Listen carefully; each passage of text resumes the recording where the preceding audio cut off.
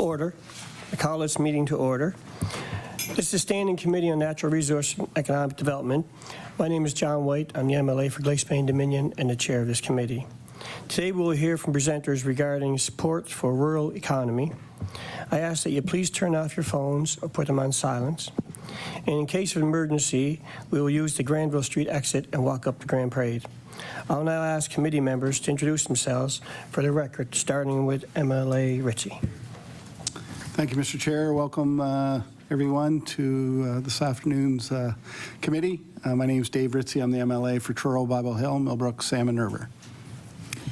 Good afternoon. Welcome. Melissa Sheehy-Richard. I'm the MLA for Hants West. Hi, everyone. My name is Chris Palmer. I'm the MLA for Kings West. Hi, I'm Gary Burrell, Halifax, Chebucto. Hi, Ronnie LeBlanc, MLA for Clare. Hi, everybody. Fred Tilley, MLA Northside Westmount. Thank you. I would also like to recognize the presence of Legislative Counsel Karen Kinley on my left and Legislative Committee Clerk Cameron Usebe on my right. As I mentioned, today's topic is support for rural economy. So right now I'd like to ask the witnesses to introduce yourselves, and I'll come back for opening remarks in a second. We'll start with Darlene MacDonald, please. Good afternoon, Darlene MacDonald, Executive Director, Tourism, Nova Scotia. Hi, good afternoon. My name is Bill Greenlaw. I'm the Executive Director for Community Sport and Recreation at CCTH. Hi, my name is Justin Huston. I'm the Deputy Minister responsible for Communities, Culture, Tourism, and Heritage, and I'm also responsible for the Office of Ulnu Affairs. Good afternoon, Scott Farmer, Deputy Minister of Economic Development. And good afternoon, I'm Peter MacAskill. I'm the President and CEO of Invest Nova Scotia. Thank you very much. Now we'll come back to Deputy Minister Huston for his opening remarks, please. Thank you very much.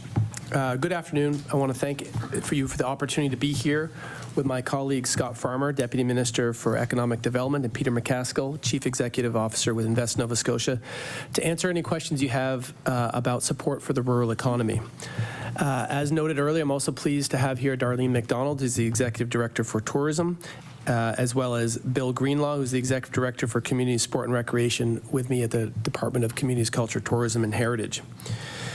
We're pleased to be able to share with you some examples of the work that we're doing to support rural communities and answer the questions you might have about that and others. Our department plays a vital role in Nova Scotians' health and in providing affordable options for their well-being.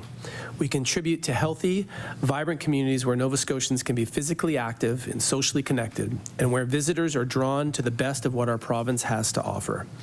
We support and invest in so many organizations that are at the heart of our communities: libraries, community centers, rinks, recreation centers, museums, arts and culture organizations.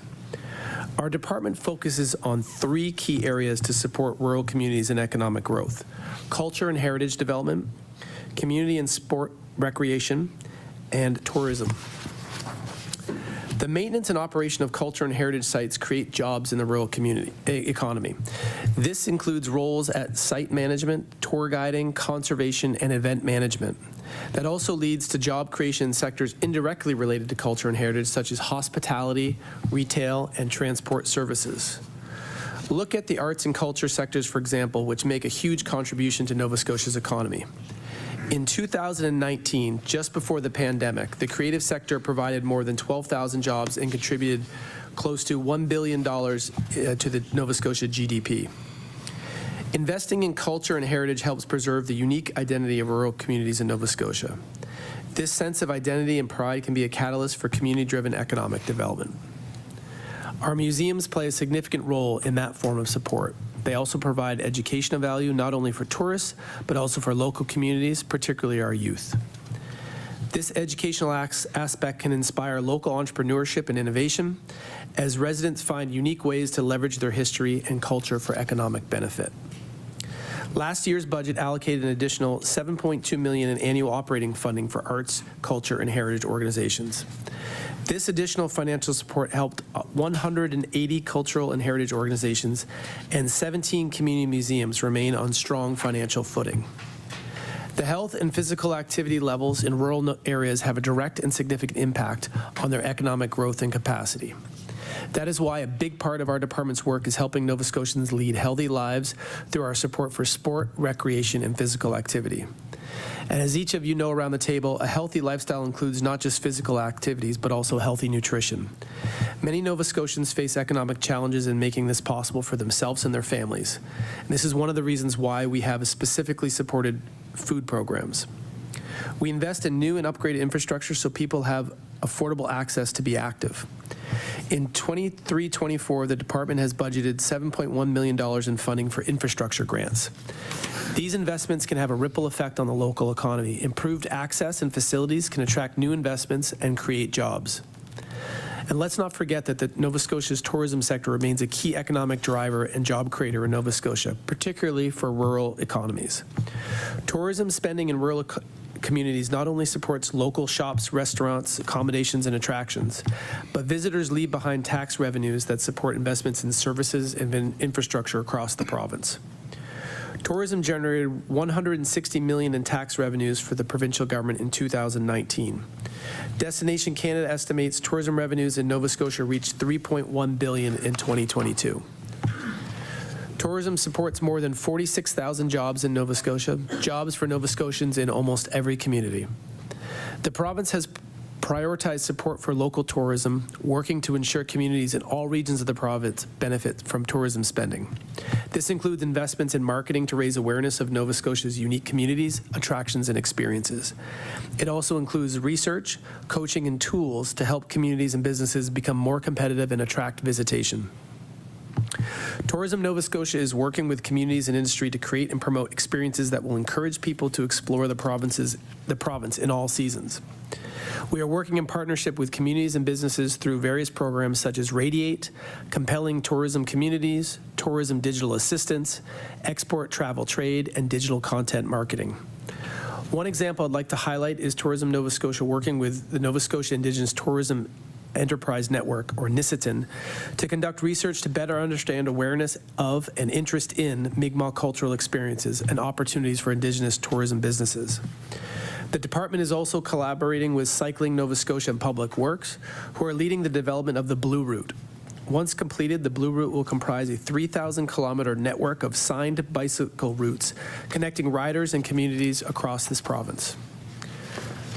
Through the close cooperation between Tourism Nova Scotia and Events Nova Scotia team, we host international events that not only draw thousands of visitors to the province, but also attract co-investment by federal and non-governmental organizations.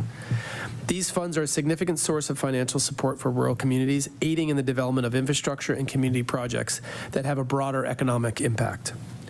We're supporting initiatives to help communities develop cultural experiences so they can tell their own stories and share their heritage. For example, we've supported the KMKNO, or the Mi'kmaq Rights Initiative, in the development of the cultural tourism strategy for the Mi'kmaq of Nova Scotia. African Nova Scotian Affairs is also collaborating with Tourism Nova Scotia to start the development of an African Nova Scotian cultural tourism strategy. These are just a few of the highlights of how our department is supporting our rural communities and economy, and we'll be pleased to answer questions following Deputy Farmer's remarks. Thank you, Deputy Minister Huston. Now we'll go to Deputy Minister Farmer. Thank you. Good afternoon, Mr. Chair and committee members. Thank you for the opportunity to be here today to contribute to today's discussion on supporting the rural economy. Nova Scotia is seeing real growth and momentum like it's not seen in decades. Our population is the highest it's ever been, with over 1 million people calling Nova Scotia home. And in the last year, we've seen population growth in every county across the province. This is important because it's not just Halifax that's experiencing growth. It's happening in all corners of our province. But in order for us to leverage this growth and truly take advantage of the opportunities before us, we know we need to foster prosperity for each of our communities. When we look to government's economic growth plan, it prioritizes 4 key areas, the 4th being increased local prosperity. And what this looks like in practical terms is the ability for all Nova Scotians to succeed. Because regardless of where someone lives, they should have equitable access to opportunities. We know that we have distinct economic regions throughout the province, each with their own strengths and unique challenges. That's why it's critical we take a community-based approach to economic development. And part of how we can achieve this is through the programs and supports we have in place that drive change. Under Invest Nova Scotia, the Innovation Rebate Program is one example, which has had great uptake and success, particularly in our rural communities. Invest Nova Scotia also has a regional business development team, which provides support services across the province. We fund incubators and accelerators like Ignite Labs, which is in Yarmouth and in New Glasgow, and brings people together to explore how to make change in rural communities. Propel and Futurepreneur are great organizations that we partner with who support innovation across the province. We also have the Community Economic Development Fund under our department, which will help ensure that Nova Scotians can benefit from community-based projects that build stronger, more collaborative regions. And of course, we partner with the Nova Scotia Regional Enterprise Networks to implement regional strategies and connect businesses to resources, expertise, and local business climate information. Collectively, this network helps drive our province forward and build economic prosperity. We know there's always more work to do, but we're making great progress. I want to thank you again for the opportunity to say a few words, and I look forward to your questions. Thank you, Deputy Minister Farmer. I'm not aware of any other opening remarks, but if you'd like to, Mr. MacAskill. Thank you, Mr. Chair, and thank you to the committee for the opportunity to speak to you today on this very important topic. My team and I at Invest Nova Scotia wake up and think about how we can help our clients meet their goals, because if they meet their goals, we'll meet our goals. And on behalf of the province, it's very important from an economic development perspective. With government prioritizing economic development and an enhanced regional mandate, we're extending our reach and services across the province. With 6 dedicated regional business development advisors located in offices around the province and other roles filled by qualified candidates outside of Halifax, we're building on the legacies of the former Novacorp and NSBI. And we're no longer bound by an export-only mandate. We're focusing on working locally, building businesses that make a difference here at home and in markets around the world. I want to share a few examples with you. We continue a service that supports diverse businesses, rural and urban. Invest Nova Scotia employs an export development executive who is dedicated to working with businesses of diversity to help them improve their competitiveness and increase their sales. The United States, Canada's biggest export market, is also a leader in supplier diversity. 82% of the Fortune 200 companies have formal supplier diversity programs and have committed more than $50 billion and counting to minority and women-owned businesses over the next 10 years. Closer to home, the federal government has a supplier diversity action plan, and large corporations with a local presence, such as Sobeys and EY, are leading the way in procurement from a broader, diverse supply chain. Speaking of procurement, in our province, government is asking, why not use procurement? And aligned to that, Invest Nova Scotia posted a new procurement-focused position to work with partners across government to identify goods and services being purchased by the province that could provide potential opportunities for vendors and companies here in Nova Scotia. I believe a support such as this will build economic capacity in communities where business and entrepreneurs are rooted. We've also recently aligned and dedicated resources, notably an employee based in Kings County, to focus on existing assets and infrastructure around the province that can be beneficial to entrepreneurs. An example is the Verschuren Centre in Sydney, which focus on industrial bio. The Verschuren Centre provides efficient access to capital and advanced expertise to help entrepreneurs develop innovative solutions that are solving problems in areas such as climate change, food ingredients, and recycling techniques.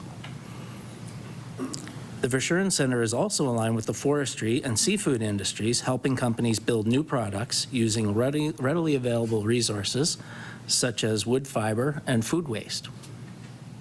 Asset-based economic development is key to success and resilience for businesses. We strive to ensure assets in our rural economy are utilized and leveraged for the benefit of the local economy. Venture capital is a very specific tool that's needed for Nova Scotia to help drive innovation.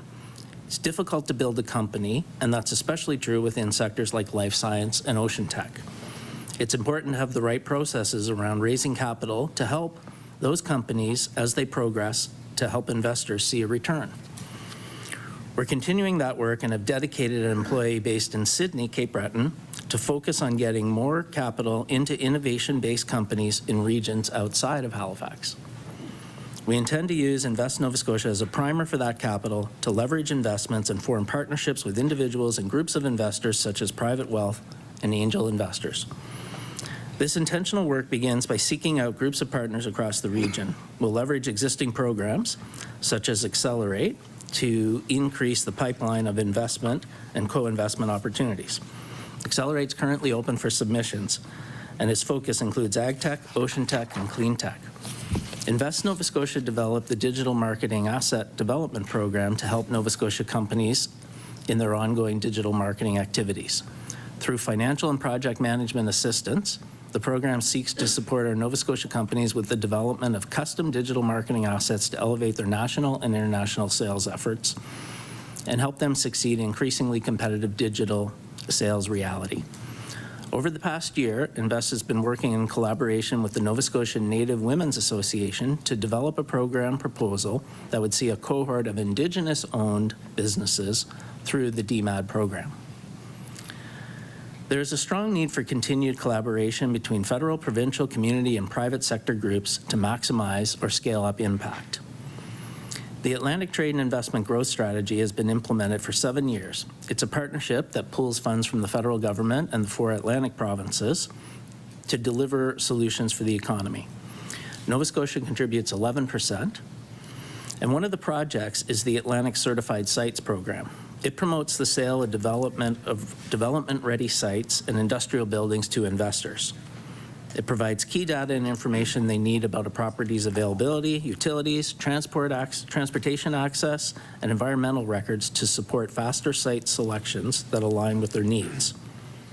The program is being delivered by the Atlantic Association of Community Business Development Corporations with its head office here in Mulgrave, Guysborough County. As of last year, dozens of landowners across Nova Scotia created accounts on the system. They create the accounts, they go on to get certified, and to date, 6 certified Nova Scotia sites are uploaded and marketed. And 4 acres at Kaiser Meadows in Chester were purchased using this tool. Recently, communities and assets in southern and southwestern Nova have taken a lead to obtain a certification as a bioeconomy zone. The region of Queens Municipality, Municipality of the District of Lunenburg, Chester Municipality, the town of Bridgewater, and through the lead of the Nova Scotia Innovation Hub have collaborated to have an area of 150 kilometers centered around Caledonia independently assessed. The zone has received an A rating based on the number of acres to develop bioprojects. There are numerous parks around the region which are included in this, and also highlighted is the potential for the forest sector to sustainably provide 550,000 tons per year of byproduct or wood fiber. There have been a number of BDO zones launched across North America, but this one is the first in Atlantic Canada. These are some of the examples I hope show the exciting business activities across our province and many of the way my team plays a role, supports, and collaborates. For my team, we work to understand the goals, opportunities, and challenges of our clients first, then help solve them. We do not purvey programs in a one-size-fits-all way. Creativity and collaboration are key. Thank you, and I look forward to any questions you may have. Thank you, Mr. MacAskill. And no other opening remarks? We're good. I want to come back to MLA Taggart for a brief introduction. Thank you, Chair. I apologize for being late. I get my 1s and 2s mixed up, I guess. But anyway, Tom Taggart, MLA for Colchester North. Thank you. Simply for the record, not to interrogate you.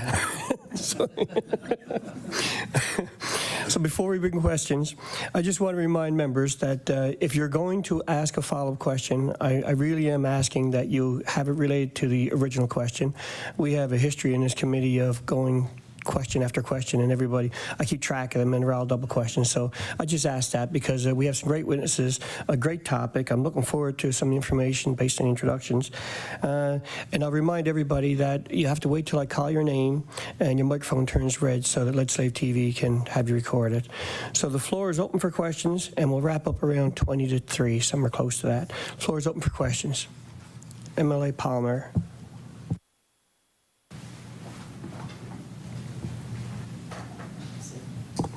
MLA Palmer. Thank you, Chair, and thanks everybody for being here today. This is a topic near and dear to my heart. It's one of the driving forces that made me want to go into politics. Is my background is working with small businesses and as a financial advisor throughout my career, and have a chance to meet with so many people from different stakeholders in different parts of the economy, and the rural economy with farming and agriculture. Those primary industries are big in my area in Kings West.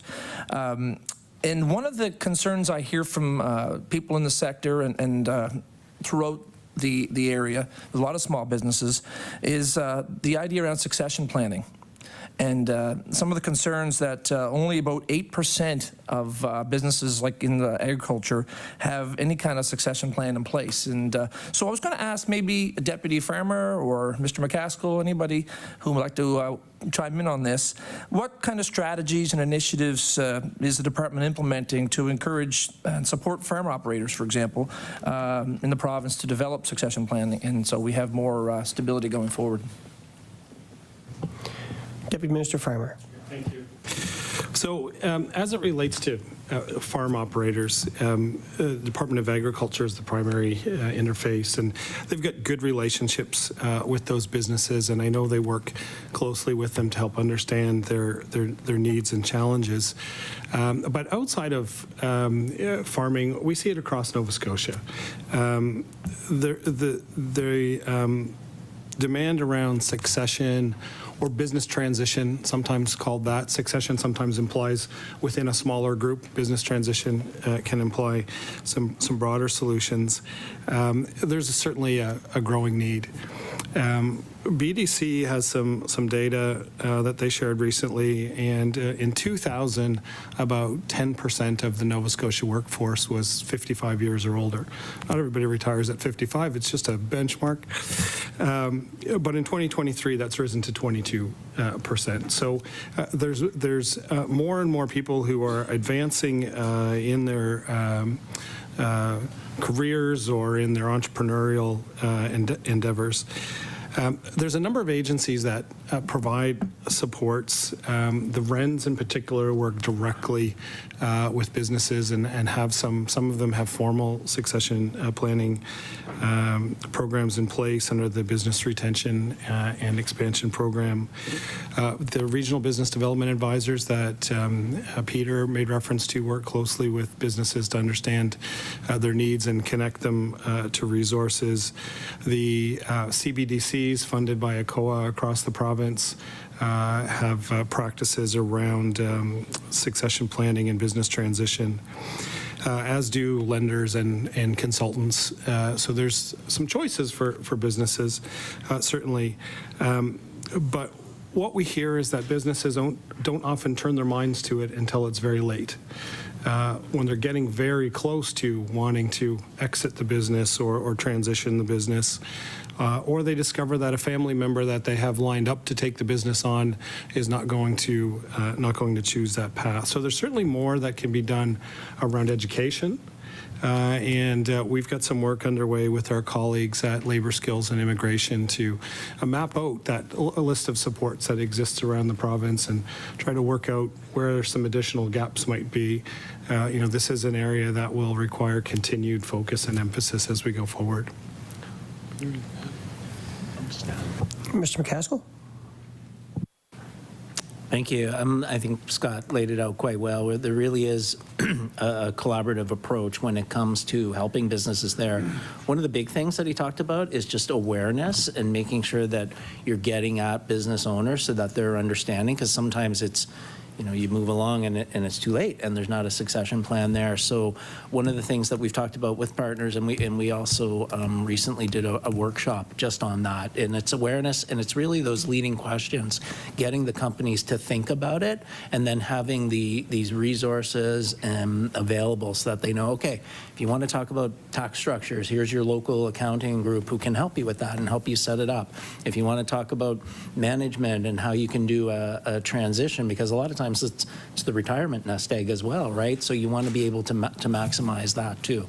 So again, it goes back to having those, well, first the marketing to get the issue out there so that people understand it, but then moving into what it is one-on-one with that company to get them thinking about the right things. Thank you. Next I have MLA Burrell, followed by MLA Tilley, and then Taggart. So MLA Burrell.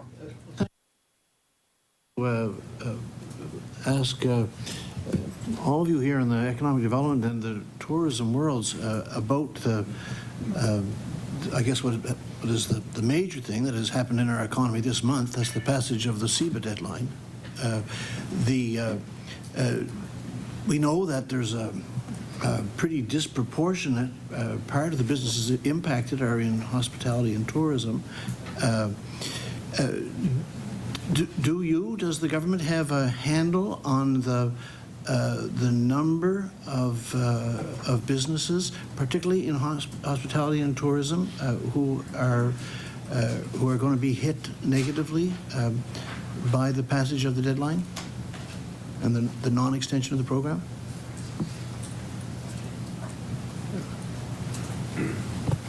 Who's the question to? Deputy Minister Farmer. Thank you. It has been very topical of late, and the deadline, January 18th, has come and gone. Leading up to that date, there was a lot of voices that were arguing for an extension of the date. So for businesses that didn't pay back by January 18th, they've lost the forgiveness aspect of the CEBA loan. The premiers collectively wrote to the federal government, as did the Minister of Economic Development, to advocate for pushing out of that time frame. Ultimately, it didn't occur. The CFIB did some surveying in December of 2023, asking businesses about their intention and the state that they would be in. Now, CFIB tends to the smaller businesses in the economy, and about 35% had said they'd repaid their loan in full. 7% had repaid some and planned to repay by the deadline, and 34% were planning to repay by the deadline. What's actually transpired, we couldn't say. Not much time has passed. So that's on the order of 2/3 of businesses saying that they plan to, which leaves a third who will be in a position where they either had to refinance or have their CEBA loan flip into a 3-year term loan at a 5% interest rate. They can pay the principal at the end, but the 5% interest that kicks in will be a new cost for them. And so that's an impact. If they had, if they had the maximum $60,000 loan, they're going to be paying 5% on $60,000 and still need to repay that principal by December 31st, 2026.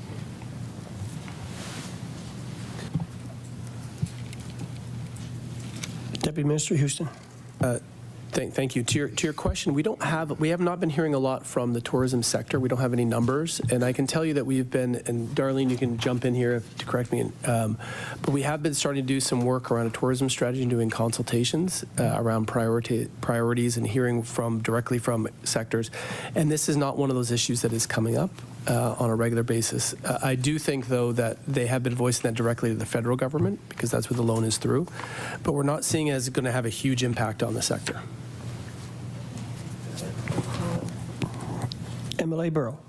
Thanks. So the numbers that you've presented, though, Mr. Farmer, those are general numbers, not numbers about the hospitality and tourism sector. So we know that the impact is disproportionate. Are you saying, Mr. Huston, that the department does not have an empirical sense of the percentage in hospitality and tourism that's impacted both in or even the broad absolute numbers? Deputy Minister Huston. Yeah, that's correct. We do not have those numbers. MLA Tilley. Thank you, Mr. Chair, and thank you all for being here.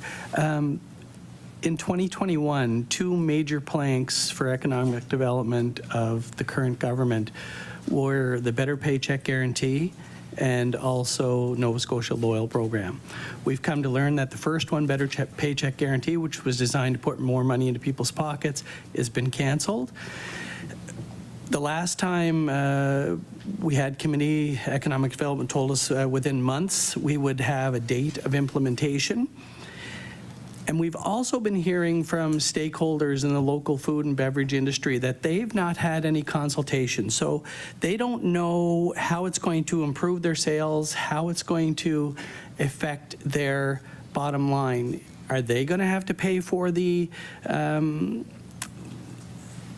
program, or is it going to be paid for the government? So my two specific question on this one would be, when can we have a specific date when this program will be implemented, and have the conversations been happening with local producers, and how have those conversations been going?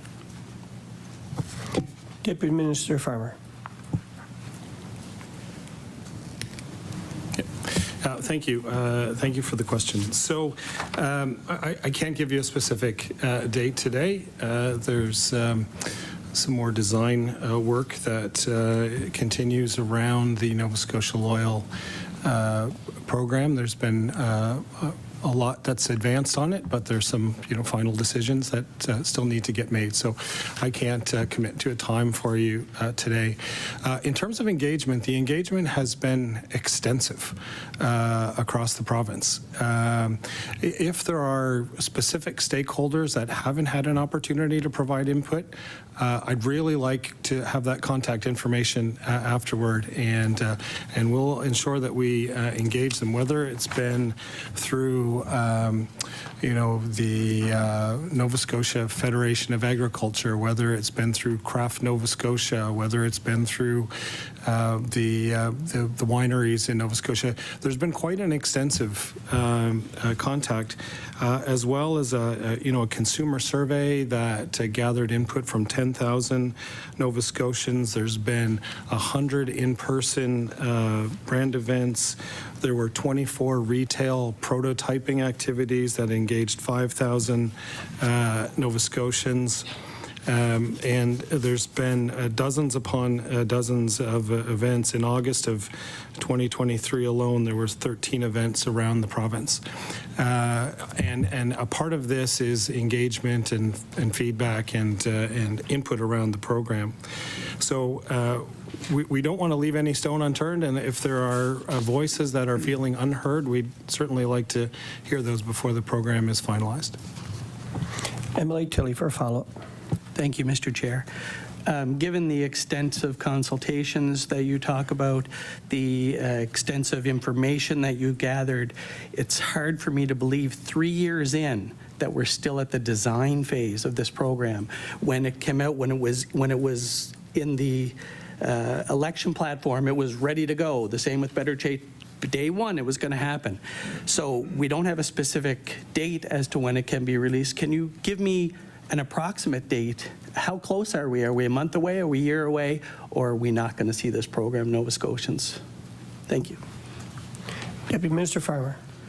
Yeah, so there are decisions that won't be my decision to make. I would offer in the coming months is what I could offer to you around it. And when I say design, a design of the final. There's an interim brand, and if anyone cares to go on the Instagram account, you can see lots of activity that's occurred and lots of places where Nova Scotia Loyal has been promoted. There's certainly been an aspect of learn by doing. with it, where there's been vouchers at craft fairs and local food events around the province. There was a voucher program that was done with schools in the Annapolis Valley, where students were given a voucher to take to the farm market with their families.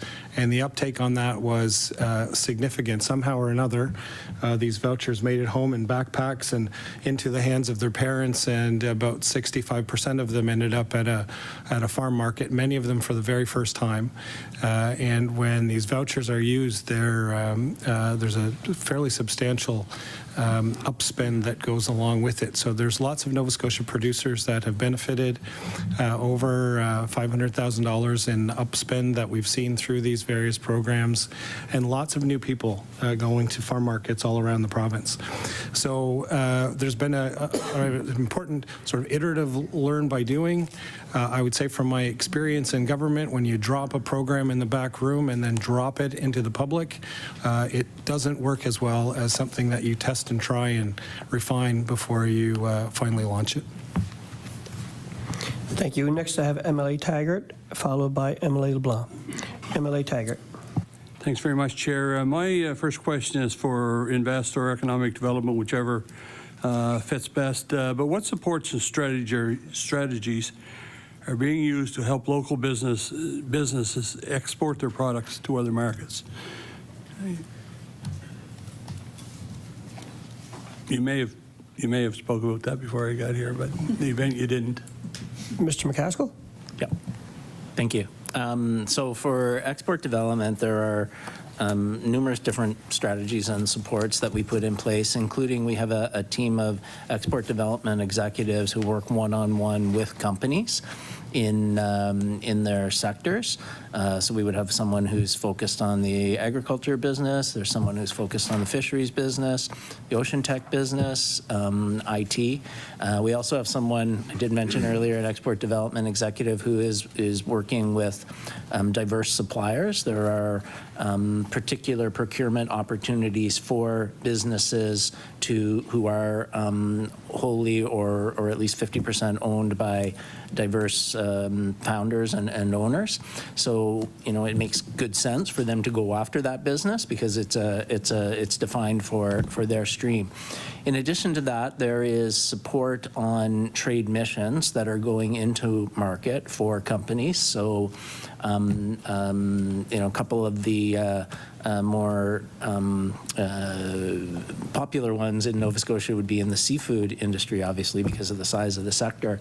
So there are a number of particular trade missions that we take Nova Scotia seafood producers and agents and sellers into market to help market the Nova Scotia seafood product. Three big ones would be the big show down in Boston every year. Seafood Expo North America. There's a big one in Europe every year, in Western Europe. It's in Barcelona. And then we don't send people there now, but there's a big market in Asia, in China, where agents will help our companies sell. In addition to that, there's a diversification strategy that we're working on seafood as well. And we have export cafes that are planned this year for 4 different markets in Asia. And the idea being, after research and developing a strategy, there are specific markets that would be receptive to Nova Scotia seafood. So we need to do more on the marketing front, get our companies there, get them contacts in those markets. I'll add we have an export development program as well, which is a $2.5 million program. It's 50 cent dollars, and it helps companies address any barriers they may have to export. So that includes travel. So it's again, 50 cent dollars. It's up to $15,000 per company. It helps offset some of the travel costs. which we've seen travel costs go up lately as well. But it also helps eliminate any barriers that they may have in order to enter a new market. So they may have a product that's ready-made for the North American market, but in order to get into Europe or other locations, they may need another certification or something like that. And this program can help offset some of the costs on that as well. Those are just a few. Hopefully that answers your question. Thank you. Next for MLA LeBlanc. Thank you, Mr. Chair. So when it comes to the rural economy, we know that the resource sector is a large part of the driver of most small rural communities. And as we all know, it's hitting headwinds. We have a warming climate, new regulations. So what I'm trying to get at is I think those industries are facing challenges that they have to adapt, or the economy, they have to find new ways of moving forward. Those economies, they create jobs, but really what they do is generate generational wealth for a lot of small rural communities that maybe would have absolutely no opportunity to have that quality of life, and they do build our communities. So I guess what I'm asking the Department of Economic Development is, are you monitoring the state of the economy in rural Nova Scotia in terms of the resource sector? And are you working with the different departments to really get a handle on what needs to be done and what you can do to help with those headwinds, if I repeat that phrase, to try to make sure that the resource sector comes through this at the end and our communities continue to flourish? Deputy Minister Farmer. Yeah, thank you very much. There's all kinds of different definitions of rural that exist, and Stats Canada has 3 of their own.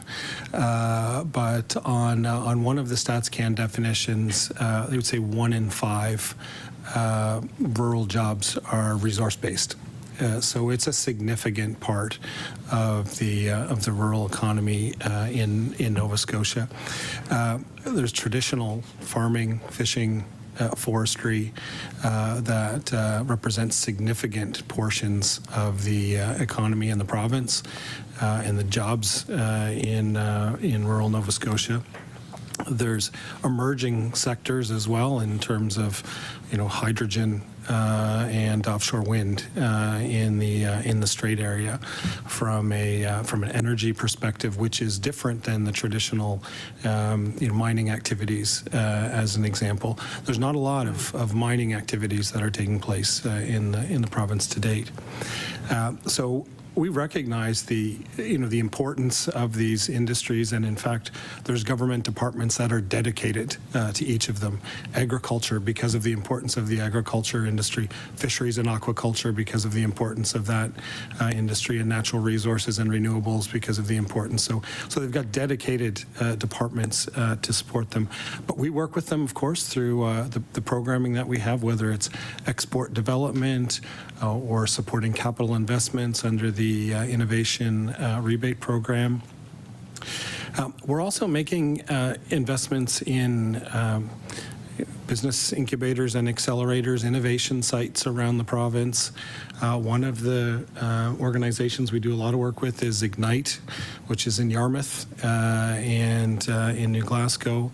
And they have a particularly strong connection to traditional industries. So innovation in fishing, as an example. There's a company called Catchy that's working out of Ignite, and they're developing a low-impact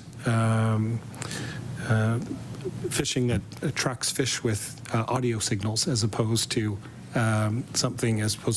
dragging in an aggressive kind of a way. And so part of the solution as well is building that bridge between innovation and our traditional industries as well. We see that in the investments that we have at Cove and other places. But fundamental to our success going forward will be the success of these resource-based industries in the province. That's always going to be an important part of our economy. MLA LeBlanc. Thank you, Mr. Chair. So I get your point on the definition of rural, but you know, the smaller the rural, I'd say, the more dependent they are on the resource sector. So even if it's 1 or 2 jobs out of 5, you know, coming from a community where, in my case, lobster fishing, when it starts, most businesses depend on the industry to make sure that they make enough money to survive for the year. You can tell when there's a good year and a bad year. So the reason I'm raising these questions is I want to make sure that it's, and I'm sure you understand it probably better than I do, but the reality is if we don't move and make sure that these industries are really monitored, taken care of, and that economic development is on top of it, so that if there's a need to move in and you know, diversification takes a long time. So if you wait till the industry is in trouble, then you're probably too late. So that's my message. I don't know if you want to elaborate on that, on the diversification part. I know you did a little bit in your first answer. Deputy Minister Farmer.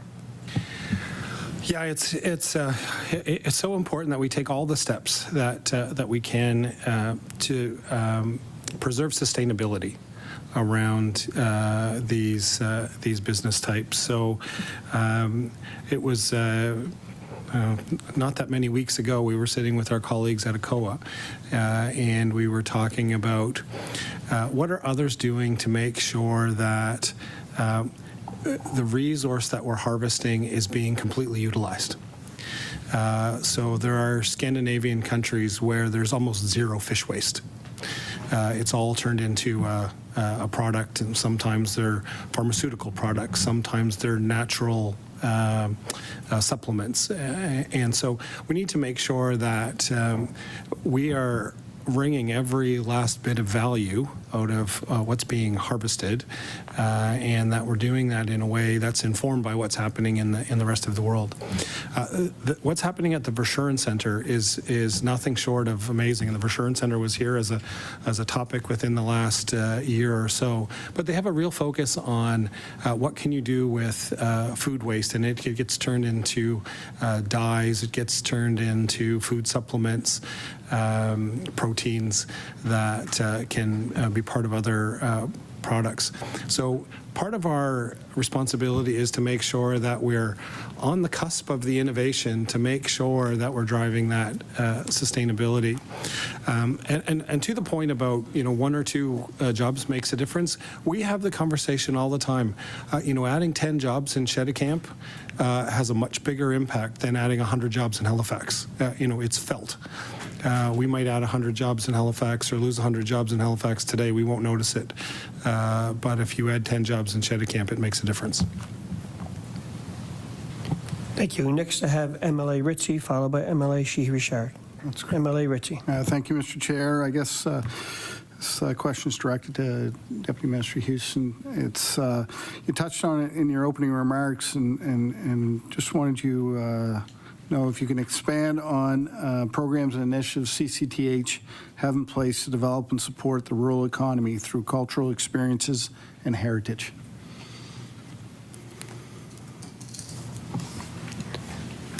MLA Hudson, or Deputy Minister Hudson, is it? I've become an MLA. I love this. I get to ask you all the questions. Careful what you wish for. Yeah. Be careful what you ask me. Deputy Minister Hudson. Thank you for the question. It's a pretty broad question, so I'll take a couple opportunities to highlight some big level stuff, and I might hand it over to my colleagues to give some specific examples. You know, our department touches upon community in a lot of different ways, whether it's sport and recreation or it's the culture and heritage side of things. And so really, I think key to the success of the department and the in-reach into community is our staff that are located across the regions, that really have a pulse on what's going on. I know many of you have worked with staff in the region that are that kind of go-between, you know, what a community group and organization wants to try to achieve, and then the art of the possible and what kind of resources might be at play. You know, so we have specific programs such as Rink Development Fund, Community or Recreation Facilities Development Fund. We also have programs such as the Compelling Communities around tourism, which is helping local community organizations market their communities area. So with that, I think I'd like to hand it over, if I could, maybe Darlene, you first, to talk a little bit about those in-community specific programs, and then Bill, afterwards, maybe you can talk a little bit about some of the RFD.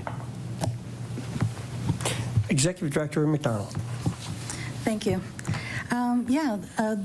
2 years ago, we started a program called Compelling Tourism Communities, and that's where we work with local leaders in the community in ways in which they can enhance the tourism value and attract more visitors to their communities.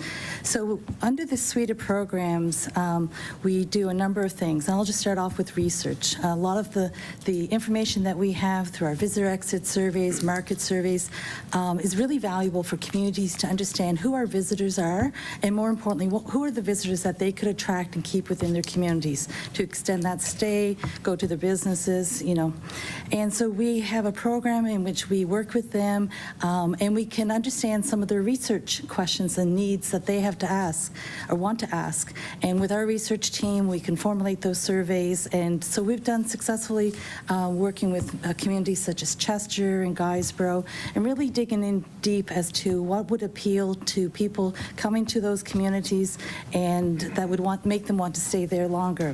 We also have a team of tourism development advisors who work with our partners across the province in the different regions. And these tourism development advisors provide that expertise and coaching and mentoring to help communities in developing their community tourism plans. And really looking and listening to communities as to what they want to get out of tourism, what their values are, what their needs are, and then working to identify what's unique about that community that would attract people to come and stay, and how ready are they as a community. So we've developed that, and we also have developed toolkits and resources to help and enable those communities in the work that they do. Marketing certainly is a key component, and everybody wants to have their community featured in our overall provincial marketing.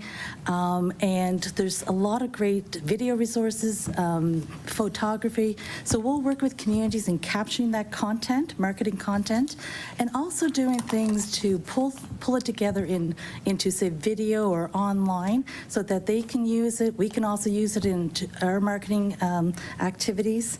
But more importantly, really stitch it together, if you will, so that it will appeal to people to come and want to stay in that community.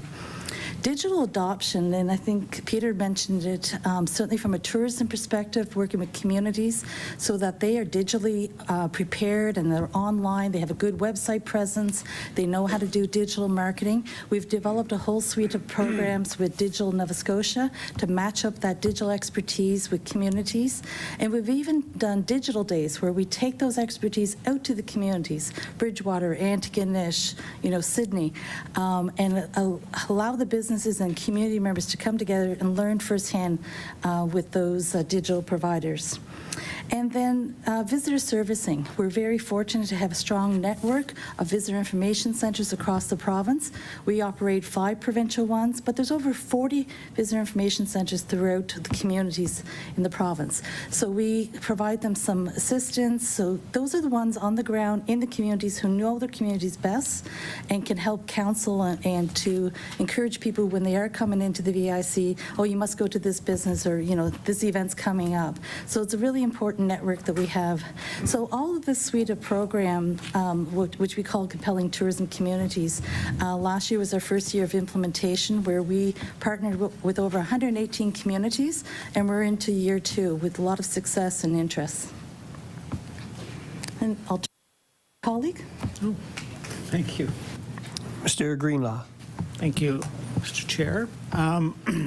Well, first of all, I'm going to give you the most important date that you should all remember as MLAs, is that my infrastructure deadline for the department are due in February 14th, and we make a decision in April and May. So you need to make sure your constituents are reminded about those deadlines. And I have most of your websites on my feed for that social media platform, and I see most of you have flipped that email out to your constituents, so thank you, but would just give you the most relevant piece of information that I could give you that will affect you in your ridings. So I like to think about my division, or the division that I happen to be privileged to be the leader of at CCTH, is kind of like if you think about public good economics, we're the public good economics. So we invest in rinks, we invest in community halls, we provide municipalities and First Nations community with partner funding to leverage an employee called a municipal physical activity leader or Mi'kmaq physical activity leader.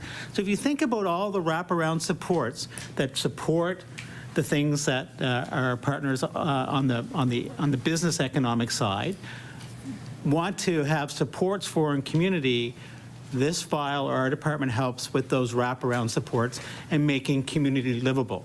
So not only do we have great economic drivers in community, but you don't want a one-plant town where everybody goes into the factory or goes down to the wharf and then vacates and goes 40 miles down the road and lives in another community. So we think, and I think there's evidence that we supply the funding that helps make communities livable, affordable, and we're focused on that, and we're quite proud of that. And I think we resonate with Nova Scotians in the things that we support. So if you take, for example, if we fund in like a rink, so a chiller or a new roof, or let's use that as an example. Well, a rink in most rural communities is the community center.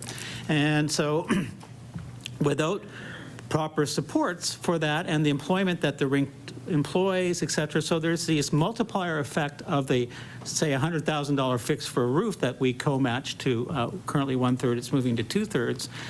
That is a significant multiplier in community, because not only does it help with the local company or the Brady's or whomever your local supplier is, this money multiplies. But I can tell you for a fact that we went back and looked at our investments to date.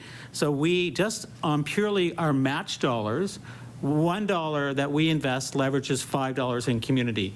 That does not include any kind of multiplier effect through the person getting paid to do the project and picking up the Tim Hortons coffee on the way to the produce, et cetera, or to the work site, et cetera.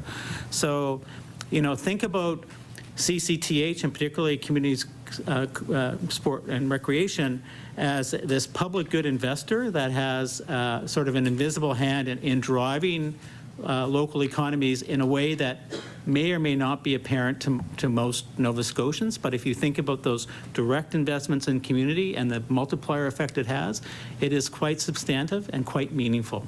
And it really binds community together. So I'll just leave it at that. Thank you. MLA Sheehy Richard.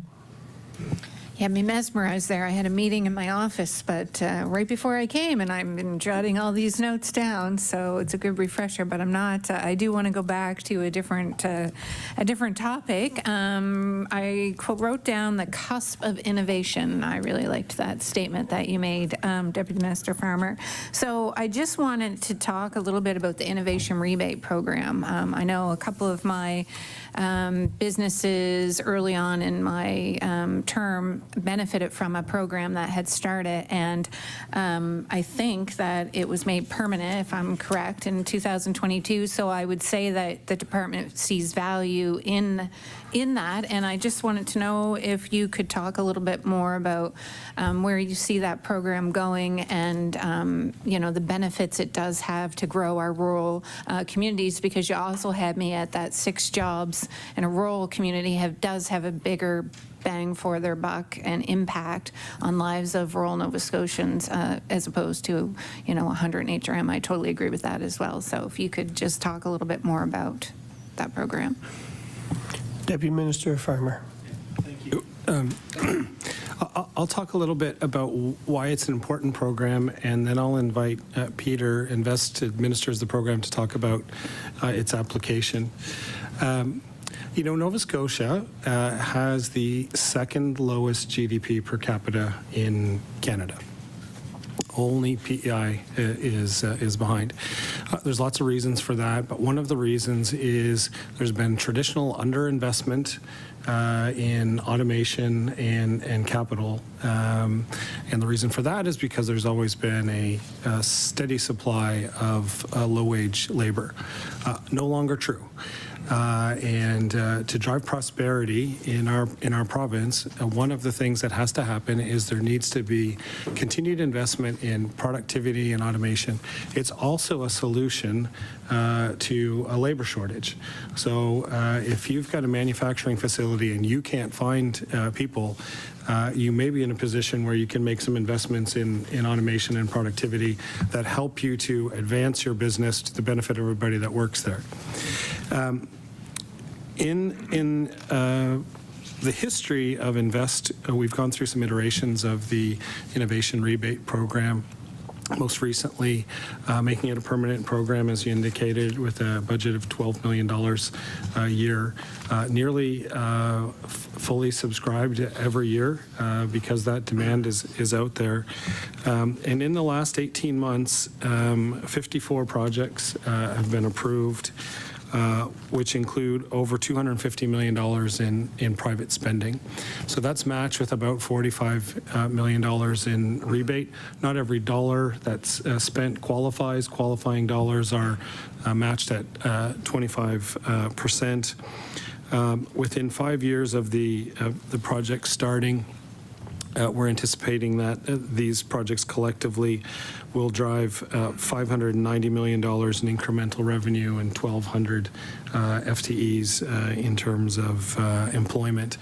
And 75% of the money is, or 75% of the projects are spent outside HRM.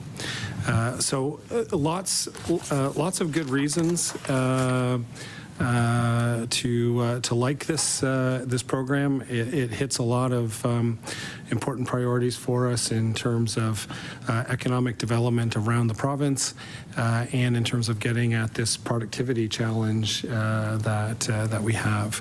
But Peter can perhaps talk a little bit about its application and an example or two. Mr. MacAskill. Thank you. Thank you for the question. So, yeah, it's been very popular, as Deputy Minister Farmer pointed out. When we go through the process with a client on IRP, we talk about a lot of the outcomes and what are the things that are happening. And part of it that, great stats on jobs, incremental revenue, that sort of thing. But we're also tracking some of the sustainability activities that come from it. And 97% of the projects that the Deputy Minister spoke about, there's a specific sustainability outcome that the companies have told us that would happen. A lot of times it's as a result of waste. So, through any process there can be waste, and driving some of that back through the process. Sometimes it's just limiting the waste. So we had an example in the Valley with Nova Agri where they brought in new technology, which was a scanner for onions. And what it did is it eliminated the misclassification of a lot of onions. So they look at it and think, oh, it doesn't look quite right, it might not pass, so get rid of it, kind of thing. Well, this enabled them to actually keep it in and process. So that's sort of another example of what it is. A lot of times it's, if you're upgrading your machinery, it's something that's much more efficient. So you're driving down some of the, if it's, maybe it's diesel, maybe you're converting from diesel to something that's cleaner. Sometimes you're bringing in new, we've had some projects where there's solar panels that they're putting on the roof. So they're doing the design of a new building or a new roof in order to be able to hold that as well, and then circle that energy back into the project. And we have had companies say, but for this project, we might go with something, we might not do it. We probably wouldn't do it as quickly, and we may not do it quite as wholesomely as we're able to because of the program. So, cutting right to the GDP and GDP per capita and productivity numbers that we're trying to help Nova Scotia catch up, because as the Deputy Minister mentioned, we're behind on this. This drives right to that on a project by project basis. Thank you very much. Next, we have Emily Burrell, and you'll be followed by Emily Palmer and Tilly. Emily Burrell. Thank you. Mr. MacAskill, I wanted to ask you about, it's quite a bit over a year now since the Invest Nova Scotia legislation was put in place, and all of the discussion about the governance model and so on, and yet we find ourselves now in a position where we still don't have an advisory board. Can you speak to what is the reason for that? What is the rationale for that? Mr. MacAskill. Thank you. I'm not part of the advisory. It goes through the ABC, Agency Board Commission process for the advisory board people. So I'm waiting anxiously as well. Did you? Emily Burrell, you have a follow from the looks of it. Emily Burrell. Thank you. Does it not seem from an operational and governance point of view that 15 months to have 0 appointments made is somewhat not what we would expect? That people would, I think, naturally look for an explanation about this? Doesn't it feel like an absence in your operation to you? Mr. MacAskill.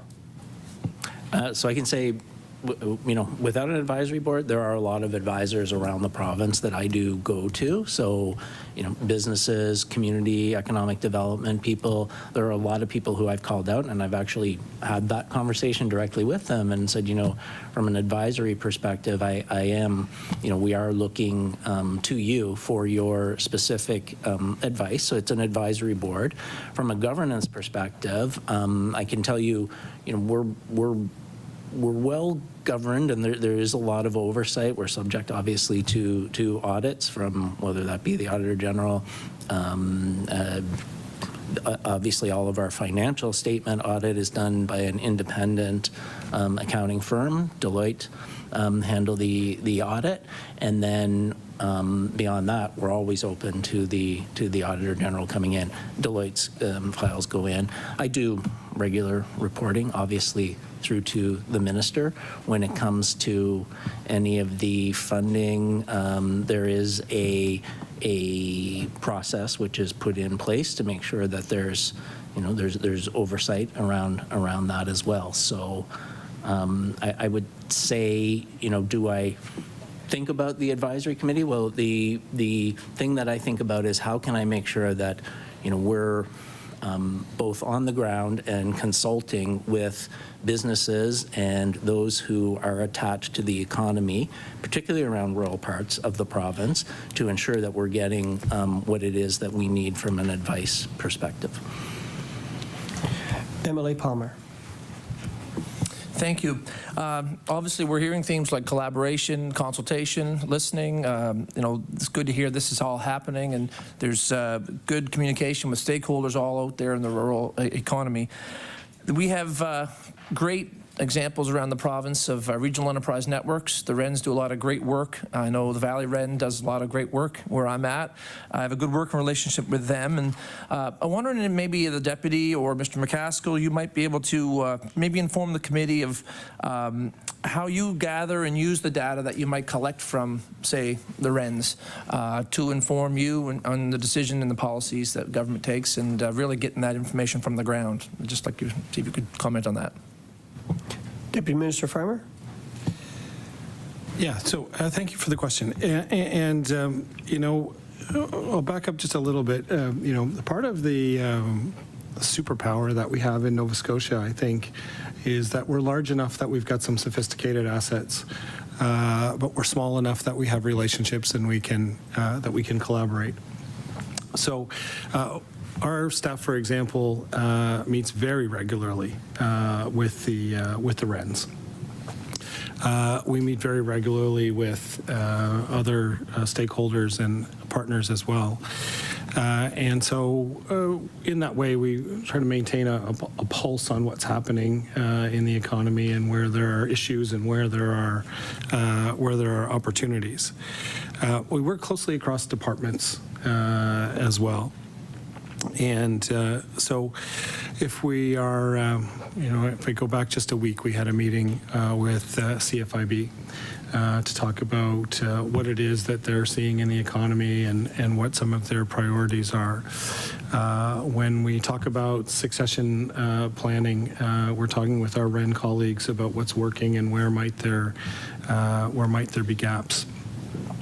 When we're going out to consult on a particular program or set of programs, it's often with our partners that exist in the region. So we've got a lot of really valuable relationships.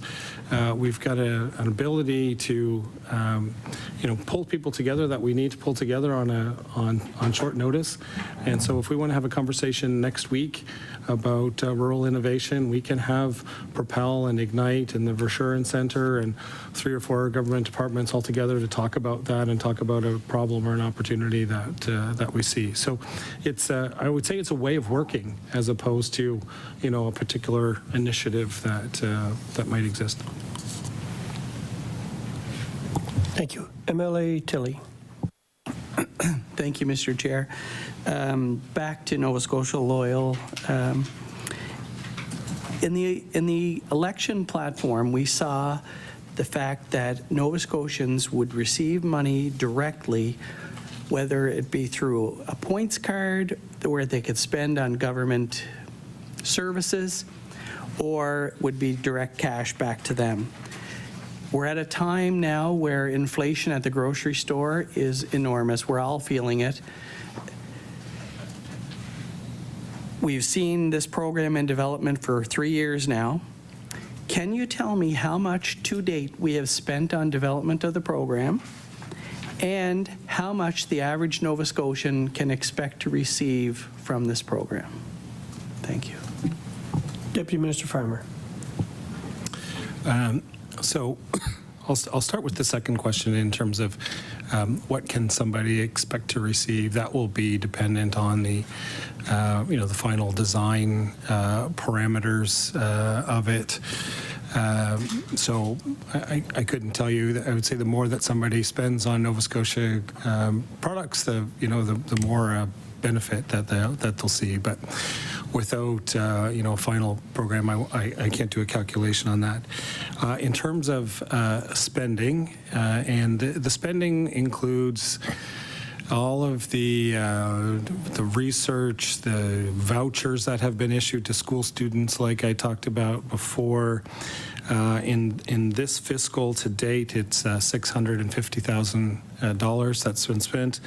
I looked at last fiscal as well before I came, 820. I don't have the number for the fiscal prior to that, but we could certainly get that as a follow-up for the committee if you'd like. MLA Tilley. Thank you. And this is no disrespect to you whatsoever. I know it's other places, but the fact that we've spent upwards of $1.5 million, we've got nothing to show for it. We've got people struggling day to day to put food on the table. They were promised a better paycheck. They were promised more money for purchasing local, and again, people are struggling to buy the necessities, let alone to benefit from this program, having to spend greater amounts on more expensive product. It's just not going to happen. So I guess my question is, so it seems to me that the current government is, you could use the analogy of a dog chasing a car. I've caught it, now what do I do with it? So is the program being delayed because we're seeing the government has finally realized that the way they were going to implement was difficult, and now they're looking for a way to implement something so that they can save face? I know you can't answer that part, but that's just my my piece on it, is what I believe, that in the end we're not going to see the program not as advertised, I guess. So can you elaborate on the development and when Nova Scotians can see something? Deputy Minister Farmer. Yeah, so on the when question, I'll reiterate what I mentioned earlier, best I could say is coming months. I couldn't be more specific than that for you. The design of it is intended to be something that is compelling for consumers, compelling for producers, instills pride in buying Nova Scotian, and has a meaningful impact on shifting demand toward local products. Through the pilot exercises that we've done, we've learned a lot. We've learned about what kind of an incentive drives behavior to a greater extent than others. So in our retail prototyping, for example, we had things along the lines of a contest. We had things along the lines of the more you spend, you can qualify for a product reward. Think of the Jamie Oliver knives that they did at Sobeys at one time, similar kind of approach as that.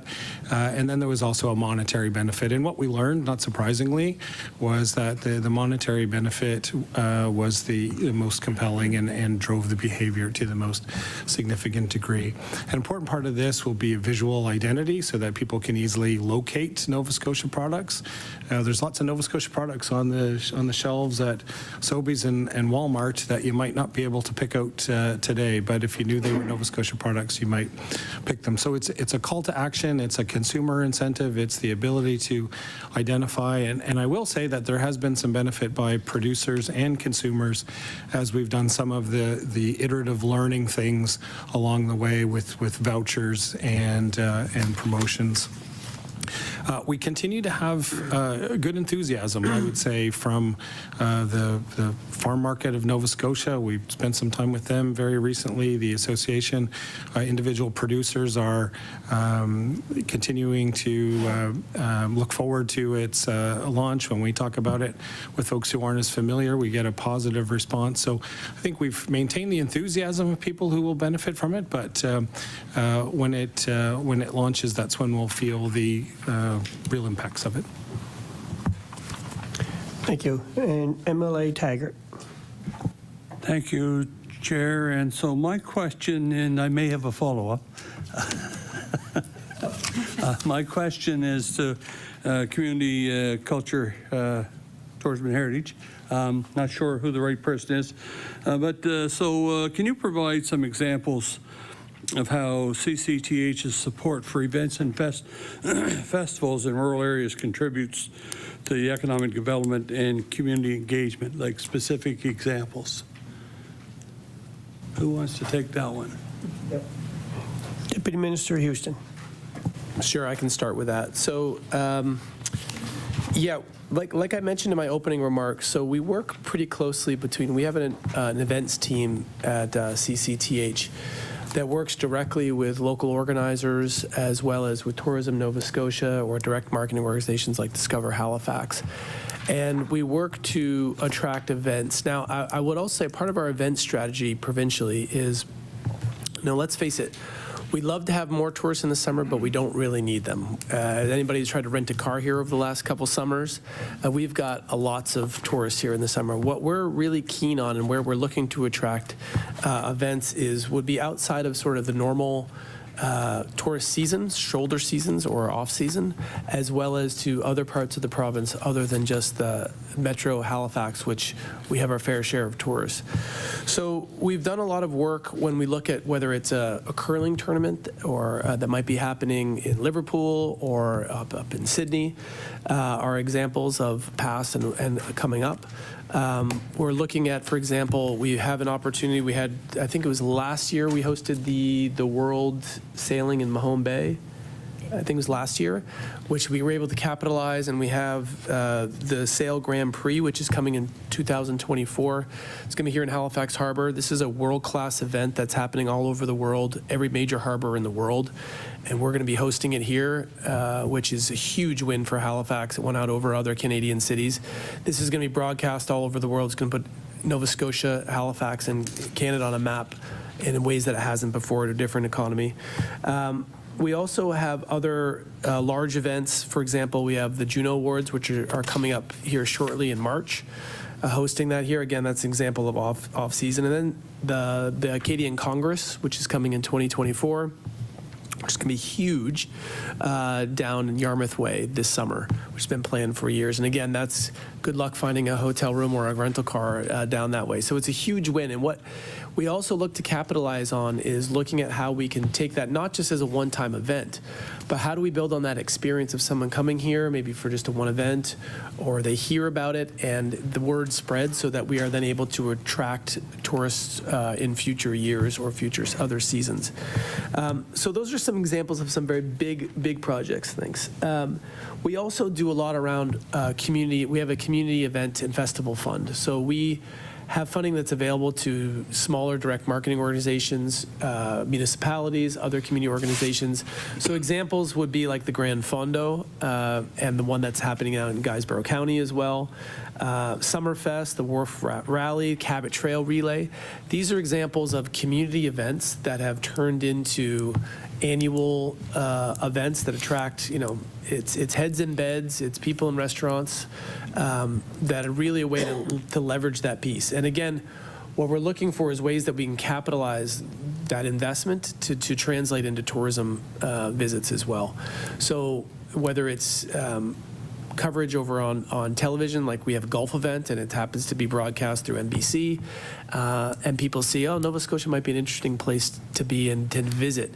Those things matter, and we really work hard where we can to target our tourism audiences. So northeast of the U.S., Ontario, Quebec, Germany, England are examples of where our marketing research and our exit surveys, we know that that's where folks are looking to visit from. And so we've done a pretty good job, I think, on some of those events of how do we gear towards attracting those markets. So that's an example of some of the things that we do. Thank you. Emily Taggart has a follow-up. So I was really kind of fishing a little bit there. Did you bite on anyone? No, you never even nibbled. So because we are talking about rural, and so there is an event coming in 2024 called the Nova Scotia Stampede in rural Nova Scotia that the media never really reported on, and I just wondered if you could tell us a little bit about that. No, I don't. I'm sorry. Deputy Minister Huston. Yeah, I don't have a lot of the information of that offhand, but we can get that information to you following up. Oh, you already got it. I know. We did make a significant investment. There was an announcement 2 weeks ago, I believe. This is going to be a pretty significant event. It's the first of its kind in Nova Scotia at this scale. And it's a real opportunity to have Nova Scotia, again, when we talk about the Nova Scotia brand, and I'll let you, I want to make sure that you have a chance to talk a little bit about it too. When we talk about the Nova Scotia brand, one of the things that we're very keen to be able to communicate to the world is it isn't just tartans and lobster in Nova Scotia. And an important part of our brand is diversifying what Nova Scotia looks like to your visitor. And so we're working across different segments of the population, different sectors and different audiences. And this is a great example of something like what first comes to mind, people aren't thinking stampede or rodeo, but then when people come to Nova Scotia, they realize that there is a big aspect of that culture here in the province. So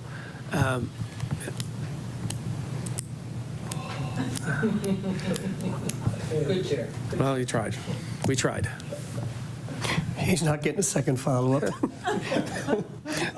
MLA LeBlanc. Thank you, Mr. Chair. So my question is for CEO MacAskill. I'm going to go back to the seafood sector and exports. So we all know that exports are incredibly important to the seafood industry. That's where most of the increased price is generated. And I remember when I was fishing, and I don't say this to be political, but Premier McNeil had decided to put a huge emphasis on the Asia market and had spent a great deal of time going to Asia and try to promote the lobster. We saw the price go from, give or take $5 to give or take $7. That was a $2 increase, which was significant. So if I'm not mistaken, exports are down year over year for seafood at 4.5%. I'm just wondering if I'm correct, if you could give me a broad view of why that occurred, do you see a trend, and what's your plan going forward to make sure that exports continue to be strong? Mr. MacAskill? Thank you. So seafood exports, and you're right, there was a big push. Industry did a lot, and government did a lot on pushing and opening up the China market, which did have an uptick absolutely in it. So diversification is a key component of that. So I mentioned earlier that on our agenda this year, there are 4 export cafes is what we call it. So these would be new Asian markets, Philippines, Macau, I can't remember all the 4 right now, but 4 other markets in Asia in order to expand. So the Asian market, as you all know, of course, is a massive market. China is a big part of that, but it's not all of it. So there is a push on that.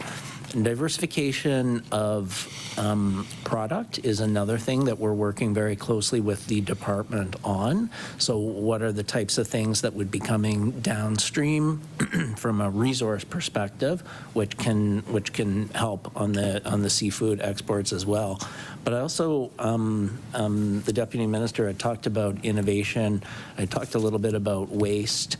So there's a lot of different things that we're doing really early. So these are, I think you had mentioned earlier, you can't wait for that to happen. So you have to do a lot of work. So there's the intermediary work of, okay, what are the immediate markets that we can go after today? There's the work on different product that's coming, but then on the innovation and on the waste stream side, what can you do to ensure that you're using the whole fish? We had mentioned the Verschuren Center, which is in Sydney, but there's a tie-in to the fisheries industry when you think about some of the waste streams that come from the seafood sector. So you're processing and you know what's going out. How do you preserve and stabilize some of the ingredients, some of the waste streams that are coming from that. And we have a program which is really early stream. It's called PIVP, the Productivity and Innovation Voucher Program.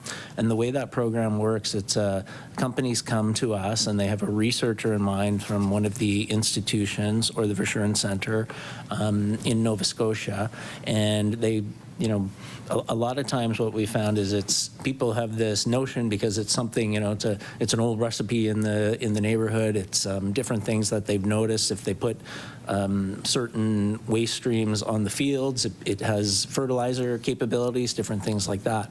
So it enables them to team up with the institution to be able to do a research project to actually prove out that. So what is it about that waste stream or that product that contributes to whether it be the effectiveness of a fertilizer or different things like that. And it gives them an idea. And you know, what we're driving for is something that becomes a product. And this is, like I said, the early stage of what you do. Eventually, you have to tap into some of the other programs that we've got in order to scale that one up. Sometimes, too, you disprove it, which can be worth something as well, because then you don't spend a whole bunch of money trying to build something that maybe doesn't work. So I guess it's, you know, no silver bullet on these, but if I could leave you with, there's a lot of different things that we're tackling on that front, and if there's other ideas, we're more than open to hearing about them. Emily LeBlanc. Thank you, Mr. Chair. So on the export front, if I'm correct that it's down 4.5 year over year, do you see that as a trend, or if you see that was a blip in the, because that is important, the long-term trend, to see if it is a trend going down, then obviously there's a lot of work to do to make sure that the industry benefits. Mr. MacAskill? So I'm not an economist. I'll say that. But we do read and study the economists, and there's numerous reasons that, you know, what we heard and what's being pointed to from the price being down. One of the big ones is just what's happening in some parts of the economy, and the fact that some luxury goods, so lobster is one of the first things that certain households will take a pass on that front. In commodity and in luxury markets, that's what does go up. So it's somewhat dependent upon what will happen from an economy perspective. Trend or not a trend, this is those things that I talked about. They're the right things to do for businesses, to constantly innovate, to think about diversification strategies from a risk management perspective, and to try to adopt what what's coming from a new product perspective. Deputy Minister Farmer. Quickly on exports generally, Nova Scotia is caught up in what's happening in the global economy, and looking at the most recent export data for January to November 2023 for Canada, exports are down 2%. Overall. So on a national basis, we're seeing a reduction at 2%. For Nova Scotia, the corresponding number is 1.3%, but of course that's based on many aspects of the economy. So seafood might be down and tires might be up, but on a net basis, we're doing better than Canada as a whole, and we are seeing that trend at a national level of a decrease in exports year over year. Thank you. MLA Sheehy-Richard. Thank you, Mr. Chair. I just wanted to go, I'm trying to think, I had a lot of committees into the new year, but I believe it was Community Services that I chaired, and we were talking about food security, and they touched, and CCTH wasn't part of the witness panel that day, but they talked a little bit about community food security in Nova Scotia, and I just wonder if you could shed some light on how CCTH is supporting community food security in Nova Scotia, and what are some of the successful, if you could use an example of one of the successful ways that your department touches in that field that you wouldn't necessarily expect to come from that department. Executive Director Greenlaw. Oh, no, I'll take it. Deputy Minister Huston. Thank you for the question. So yeah, we have a lot of programs that are responsive directly to sort of priorities within communities, and certainly affordability and food security has, like for all Nova Scotians, has become a more important issue as we deal with inflation and other issues. So we have a number of programs that are in place. I think we have a community food security initiatives program where we'll work with various organizations. And again, I think this was said earlier around with businesses, but again, the same is true for working community. There isn't a one-size-fits-all. So we have programs where we work with organizations on the ground that know their communities best, know their stakeholders best, and we can be responsive as possible to some of the things that they see as key priorities. So an example would be the mobile food truck, which we helped initiate here in Dartmouth, and has really taken off and has now become permanent in some as well. We work with organizations like Meals on Wheels up in Cape Breton, which has been hugely successful, that came out of COVID and has continued. So we're often, what we don't want to do is kind of we come up with something in the ivory towers of Halifax or whatever it might be and say, do this. We want to hear from community and work with folks on the ground, whether that be a community organization or in some cases it's looking at how do you leverage resources that already exist. So there might be a community group operating out of a church, but their kitchen is not up to grade to be able to serve food at the quality or the level that's required for it. So we make an investment into that, which will then leverage the volunteer hours and the donations by the local supermarket, but it couldn't happen unless they had that infrastructure in place. So those are a few examples of some of the things that we're doing, and it's certainly a key issue. Another issue I would just say is around nutrition and food literacy. So folks, we've got programs that are operating now, and again, this is one of the programs coming out of libraries. They saw this as an interest and a need, particularly for folks that were looking to eat healthy on a limited budget. So it's running programs right out of the library, cooking classes, or information sheets on here's what you can buy at the supermarket for this much money, and this is how you can eat healthy. So that's another example of a program that we support. Richard. I just wanted to, so now I love when you fit in committees and it kind of relates to something you're working on in the community, because I know one of the initiatives that a person in the community is working on, and I feel like might fit this, is, teaching those living rough how to kind of cook in the field with some of the donations that they're receiving. So would that be something similar where, is that kind of what you mean, like programs like that if they're doing like a soup kitchen, or to put some freezer soup aside for those folks, so that would be? Absolutely, that's something that you can get in touch with. Deputy Minister Huston.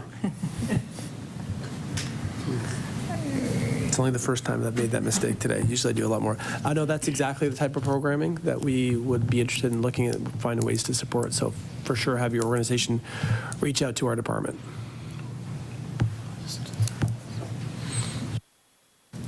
Mr. Greenlaw. Yeah. To add to that, so it was on. It was good. It wasn't. Wasn't it? Nope. Oh.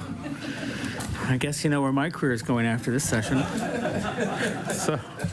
No, Anyway, so we have two funding programs that. So one is Food Security Initiatives, or SFI. So that is for Meals on Wheels or food kitchens to produce food and deliver food into the community, and we work with lots of community partners on that. And then there's CFAL, Community Food Access and Literacy Program, and that would be the program that that person that you're speaking of would apply to, because that's about learning and education. So one's Food and Belly, so SFI or SFI is Food and Bellies, and the other one is CFAL, which is education, learning how to cook with certain foods, learning how to eat healthy. And we partner, two significant partners is Nourish Nova Scotia we're partnering with them now. We're the funder for Nourish, and of course the Farmers Market in Nova Scotia on the food coupon program, which has been quite successful. So those are two things, but I just want to give the MLA a specific program so that you could know what to go to rather than. So that's it. Thank you. Thank you. Next, we have MLA Ritchie, and then we'll have MLA Burrow. Thank you, Mr. Chair. My question's around the film industry, and just want to know currently what work is being done to support the film industry in rural Nova Scotia. Deputy Minister Huston.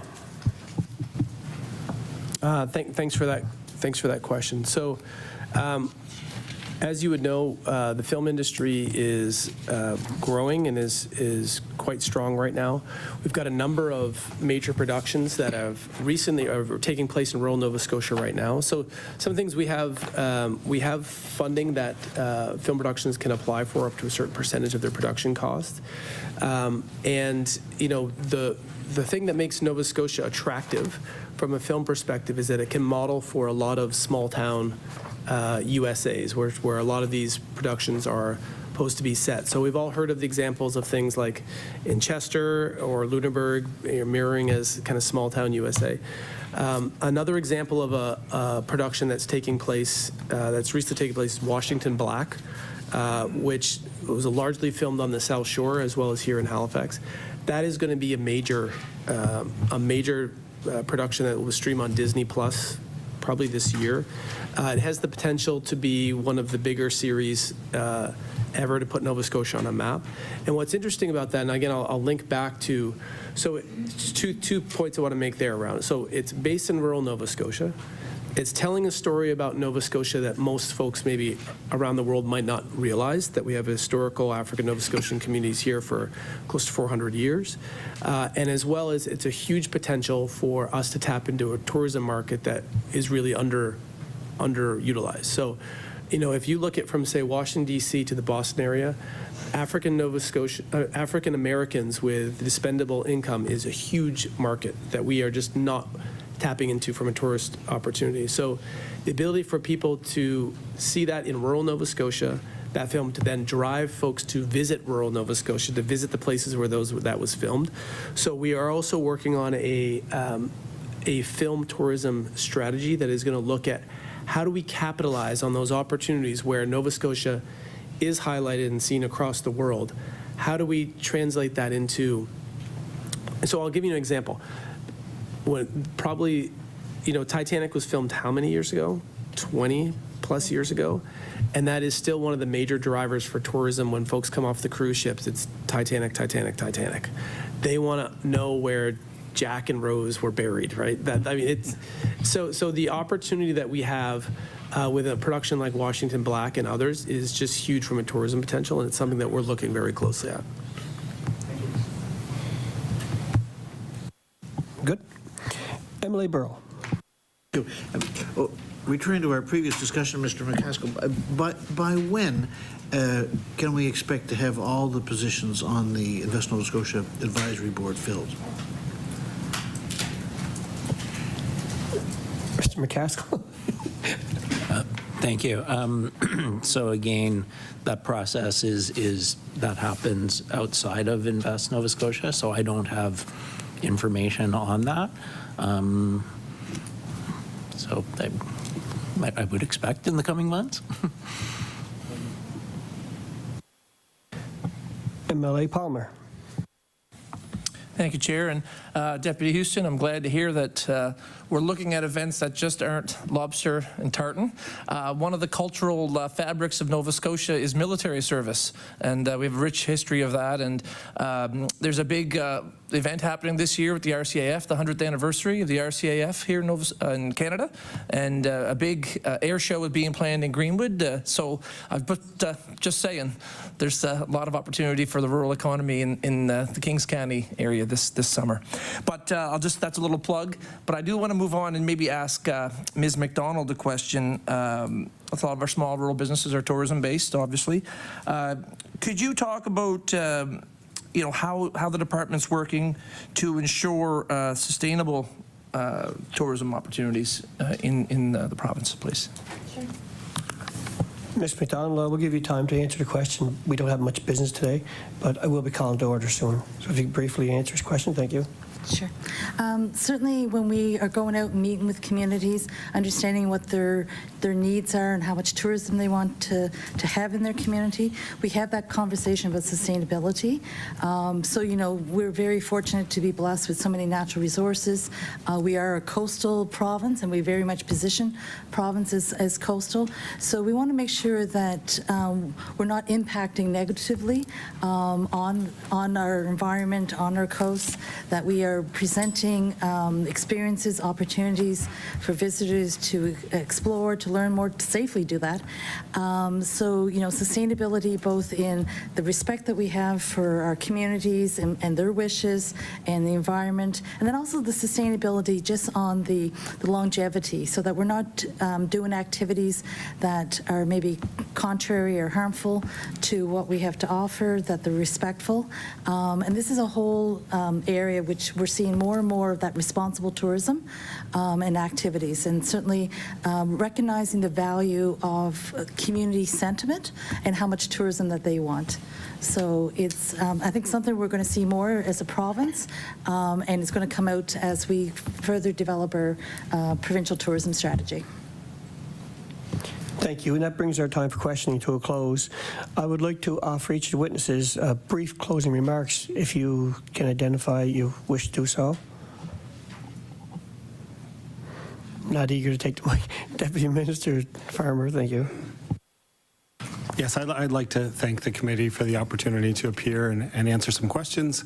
And at the next meeting, I'll be sure to match clothing with my colleagues to my right. We tried. Yeah, we noticed that today. We walked into the room together. We're like, oh, we're off. No further closing remarks? Thank you. On behalf of the committee, I want to thank you for attending and coming prepared with answers for us. I really do appreciate that you've had the answers we're looking for. So thank you very much. And this brings to close the questioning period. If you folks are free to leave. Thank you. You guys want a couple of minutes recess? I will note that these are totally different. We'll come back at 2:45. 2:45.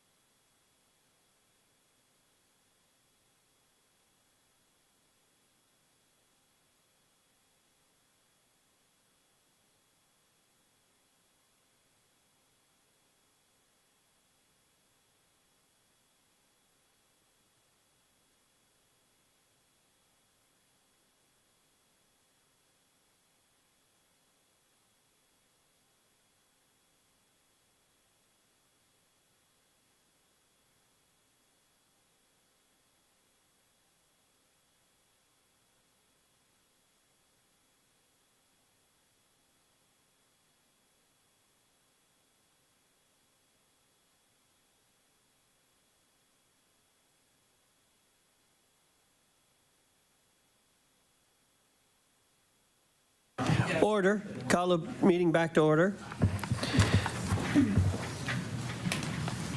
So for committee business, we have one piece of correspondence here that we received by email. Brenna Walsh has asked that David Neera, Energy Coordinator for the Ecology Action Center, take her place on the February 27th meeting, as she will no longer be part of the organization by that time. Is there any comments or discussion on that? Pretty straightforward. Any further business? So our next meeting will be February 27th, 2024. Nova Scotia Power's Transition to Renewable and Progress Meeting Climate Goals.